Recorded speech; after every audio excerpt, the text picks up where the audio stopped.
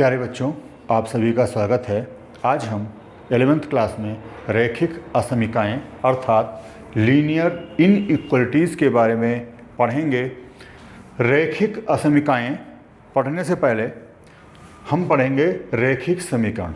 देखिए, रैखिक समीकरण या लीनियर इक्वेशंस हम पिछले क्लासों में पढ़ चुके हैं। रैखिक समीकरण एक ऐसा समीकरण होता है जिसमें एक से अधिक चर राशियां हों तथा वो एक घातीय हो। जैसे मैं एग्जाम्पल के द्वारा आपको बताऊंगा, 3x - 5 = 4। इसमें देखिए सिर्फ एक ही चर है और ये एक घातीय है क्योंकि इसमें x की अधिकतम घात 1 है। इसी तरीके से 5x - 4y = 3 ये भी एक रैखिक समीकरण है क्योंकि इसमें x और y दो चर राशियां हैं परंतु ये एक घातीय है। इसी तरीके से 7x - 3 = 0 ये भी एक रैखिक समीकरण है क्योंकि इसमें सिर्फ एक चर राशि है तथा एक घातीय है। इसी तरीके से हम और एग्जाम्पल भी लिख सकते हैं। इन रैखिक समीकरणों को हल करना भी आपने सीखा था। अब हम आते हैं असमीका या असमीकरण या इनइक्वलिटीज़, इसको इंग्लिश में बोलते हैं। देखिए, असमीका क्या होती है?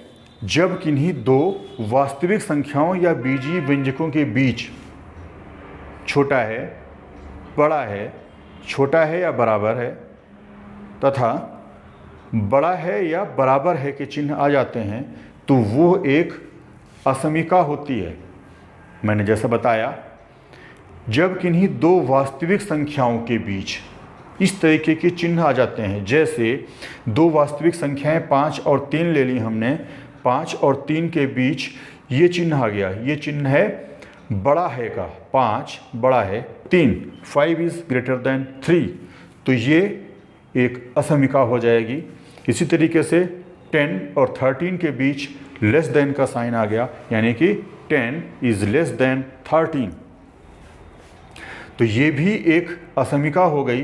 तो एक ऐसी असमीका जिसमें दो वास्तविक संख्याओं के बीच ये चिन्ह आ रहे हैं उन्हें हम बोलते हैं संख्यांक असमीका या न्यूमेरिक इनइक्वलिटीज़। इसके अलावा जब दो बीजीय व्यंजकों के बीच में इस तरीके के चिन्ह आ जाते हैं तो उन्हें हम कहते हैं शाब्दिक असमीका। जैसे 3x + 5 > 7 - x, ये पहले वाली, ये ध्यान से देखेंगे तो ये रैखिक असमीका है। जो दूसरी वाली है ये 3x² + 5x + 2 <= 0, ये द्विघात असमीका है। इसको हम लिख सकते हैं, ये है द्विघात असमीका। और पहली वाली है रैखिक असमीका।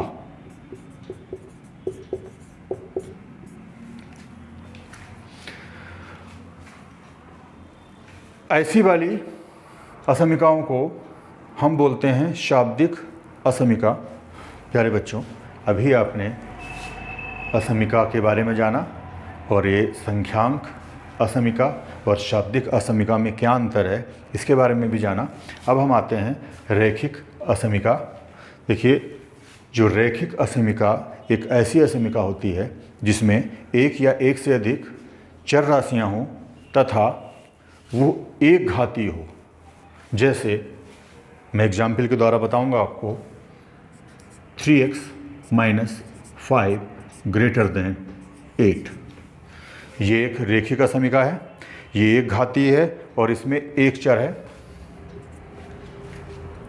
दूसरी हम लिख सकते हैं 5x - 4y <= 16, इस असमिका में x और y दो चर हैं तथा ये एक घाती हैं, तो ये भी रेखिक असमिका हुई। इसी तरीके से हम लिख सकते हैं 4x - 5 ≤ 7 - x। देखिए ये भी रेखिक असमिका है। क्यों? क्योंकि इसमें एक चर है x और इसमें इसकी जो घात है वो 1 है। तो ये एग्जाम्पल हो गए रेखिक असमिकाओं के। देखिए समीकरण और असमिका में क्या अंतर है। रेखिक जो समीकरण होता है, समीकरण में सिर्फ ये इक्वल टू का साइन आता है। जहाँ भी इक्वल टू का साइन हो इसका मतलब हम समझ जाते हैं कि ये समीकरण है।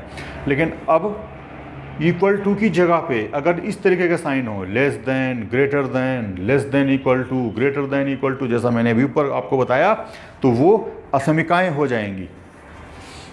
अब देखिए हल कैसे करते हैं। जैसा मैंने आपको समीकरण में एग्जाम्पल बताए थे, तो एक एग्जाम्पल इसका ले लें कि 3x - 5 = 4। इस समीकरण को जब हम हल करते हैं तो क्या करते हैं, 3x = 5 + 4 लिख लेते हैं और ये बन जाता है 3x = 9 और ये मिल जाता है x = 9/3 यानी कि 3। तो इस समीकरण का, रेखिक समीकरण का एक हल है x = 3। तो ये हल है, सिर्फ एक हल है इसका। लेकिन अगर हम इसकी जगह पे रेखिक असमिका ले लें, जैसे 3x - 5 > 4, जब इसको हम हल करते हैं तो ये आ जाता है 3x > 4 + 5 और ये बन जाता है 3x > 9 और ये बन जाता है x > 9/3 और इससे मिल जाता है x > 3। x बड़ा है 3 से, x बड़ा है 3 से, इसका मतलब इसके क्या हल हो सकते हैं। x = 4 भी इसका आंसर आ सकता है, 5 भी आ सकता है, 6 भी आ सकता है, 7 भी आ सकता है, 8 भी आ सकता है, 9 भी आ सकता है। तो इसी तरीके से ये अनंत तक इसके हल हो सकते हैं। समझ रहे होंगे। ये लिखा हुआ है x > 3 यानी x के वे मान जो 3 से अधिक हैं। तो x के वे मान जो 3 से अधिक हैं, शुरुआत होगी 4 से, 4, 5, 6, 7, 8, 9 एंड सो ऑन। प्यारे बच्चों, अब हम आते हैं असमिका को हल करने के नियम क्या होते हैं। पहला नियम है, किसी भी असमिका के दोनों पक्षों में समान संख्या जोड़ने या घटाने पर असमिका का चिन्ह नहीं बदलता है, असमता का चिन्ह नहीं बदलता है। जैसे ये असमिका है हमारे पास 5 बड़ा है 3 से, अगर हम दोनों साइड कोई समान संख्या जोड़ दें या घटा दें तो बीच का चिन्ह नहीं बदलेगा, यानी बड़ा है का चिन्ह है तो जोड़ने या घटाने पे कोई समान संख्या चिन्ह वही रहना चाहिए। तो देखो हम 2 जोड़ रहे हैं दोनों साइड, तो ये आ गया 7 बड़ा है 5 से। तो देखिए ये सत्य है, हमने दोनों साइड एक समान संख्या जोड़ दी, 5 > 3 है था, ये आ गया 7 > 5, तो ये सत्य है। इसी तरीके से 8 छोटा है 10 से, इसमें हम एक समान संख्या घटा दे रहे हैं, यानी कि 8 - 3 < 10 - 3। इधर भी हमने 3 घटा दिया और दूसरी साइड भी 3 घटा दिया, तो ये आ गया 5 < 7। तो ये भी सत्य है, 8 छोटा है 10 से था 10, और ये 3 घटाने के बाद दोनों साइड ये आ गया 5 छोटा है 7 से, ये भी सत्य है। अब दूसरा नियम क्या है, किसी असमिका के दोनों पक्षों में धनात्मक संख्या से गुणा या भाग करने पर उनके बीच का चिन्ह नहीं बदलता है। जैसा पहला नियम था, जोड़ने या घटाने पर समान संख्या उनके बीच का चिन्ह नहीं बदलता है, तो वैसे ही दूसरा नियम है, किसी असमिका के दोनों पक्षों में धनात्मक संख्या से गुणा या भाग करने पर चिन्ह नहीं बदलता है। जैसे 3 बड़ा है 2 से, इसके हम दोनों साइड एक धनात्मक संख्या से गुणा या भाग कर दें तो चिन्ह नहीं बदलना चाहिए। जैसे हम मान लिया दोनों साइड 5 से गुणा करना चाह रहे, तो ये हो जाएगा 3 गुणा 5 ग्रेटर देन 2 गुणा 5, यानी 15 ग्रेटर देन 10। ये भी सत्य है। इसी तरीके से भाग भी अगर हम कर दें, जैसे मान लिया 9 बड़ा है 6 से, अब हम दोनों साइड एक समान संख्या 3 से +3 से भाग कर दें तो 9/3 ग्रेटर देन 6/3, यानी कि 3 बड़ा है, ये कट जाएगा 2 से। तो ये भी सत्य है, यानी कि किसी असमिका के दोनों पक्षों में धनात्मक संख्या से गुणा या भाग करने पर उनके बीच का चिन्ह नहीं बदलता है, जो हमने इसमें दिखाया है। इसके बाद जो तीसरा नियम है, किसी असमिका के दोनों पक्षों में ऋणात्मक संख्या से गुणा या भाग करने पर चिन्ह बदल जाता है। किसी भी असमिका के दोनों पक्षों में ऋणात्मक संख्या से गुणा या भाग करने पर चिन्ह बदल जाता है। जैसे ये था हमारे पास 5 बड़ा है 3 से, हम इसमें दोनों साइड एक निगेटिव नंबर से गुणा कर देंगे तो देखिए क्या होता है, दोनों साइड -2 से अगर हम गुणा कर दें तो ये मिल जाएगा -10, बीच का चिन्ह तो यही है -6। देखिए 5 बड़ा है 3 से, ये तो सत्य है, लेकिन हमने दोनों साइड -2 से गुणा कर दिया तो ये मिला -10 बड़ा है -6 से, और ये क्या है, ये असत्य है, ये सत्य नहीं है।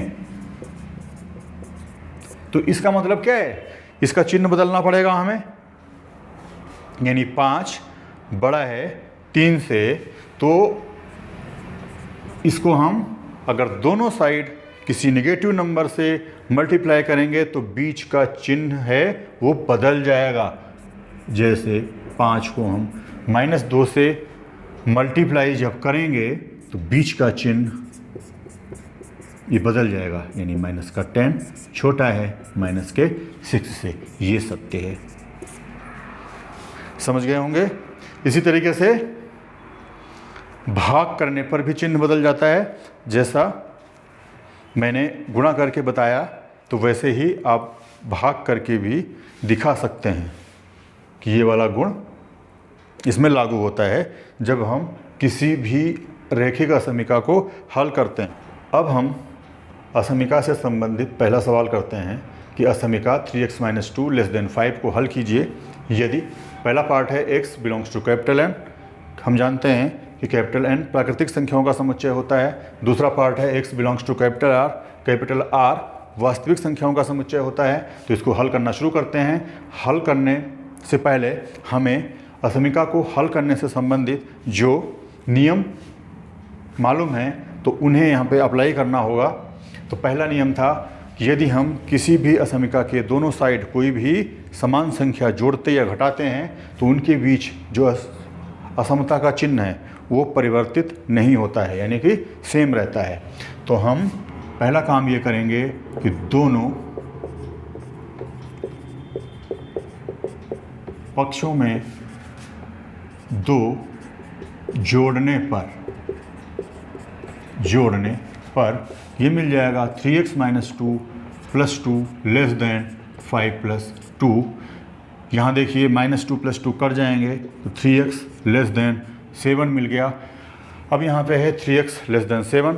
हमें एक नियम और भी मालूम है कि किसी भी असमिका के दोनों साइड हम किसी भी धनात्मक संख्या से अगर गुणा या भाग करें तो उनके बीच का जो असमता का चिन्ह है वो परिवर्तित रहता है। तो हम यहाँ पे लिखेंगे दोनों पक्षों में 3 से भाग देने पर, जब 3 से भाग कर देंगे दोनों साइड तो 3x/3 लेस देन, क्योंकि +3 से भाग दे रहे हैं तो चिन्ह अपरिवर्तित रहेगा, तो 7/3 मिलेगा। ये 3 से 3 कट जाएगा, ये मिला x लेस देन 7/3, यानी इसको लिख सकते हैं हम x लेस देन 2 सही 2 सही 1/3। तो जो पहला हल था कि जब x बिलोंग्स टू n तो इसका हल समुच्चय क्या हो जाएगा? हल समुच्चय लिखने से पहले मैं आपको बताऊंगा, ये लिखा है कि x लेस देन, x छोटा है 2 सही 1/3 से, मतलब दो ऐसी प्राकृतिक संख्याएं लिखनी हैं जो 2 सही 1/3 से छोटी हैं, और वो प्राकृतिक संख्याएं क्या क्या हो जाएंगी? 1 और 2। समझ गए होंगे। अब इसका दूसरा पार्ट है, जब x belongs to capital R तो इसका हल समुच्चय क्या होगा, ये ध्यान देना है। x belongs to capital R यानी कि x वास्तविक संख्याओं के समुच्चय को बिलोंग करता है। यहाँ पे आया था x छोटा है 7/3 से, यानी कि वे सारी वास्तविक संख्याएं जो 7/3 से कम हैं वो आ जाएंगी। तो इसके अंतर्गत अगर आपने बंद अंतराल और खुला अंतराल के बारे में पढ़ा हो तो इसको इस तरीके से लिख सकते हैं, छोटा ब्रैकेट माइनस अनंत, और यहाँ पे आ जाएगा 7/3। x के मान 7/3 से छोटे हैं, यानी वो वास्तविक संख्याएं जो 7/3 से छोटी हैं वो क्या आ जाएंगी, इसको खुले अंतराल के रूप में इस तरीके से लिख लेंगे। तो ये दोनों इसके आंसर आ गए।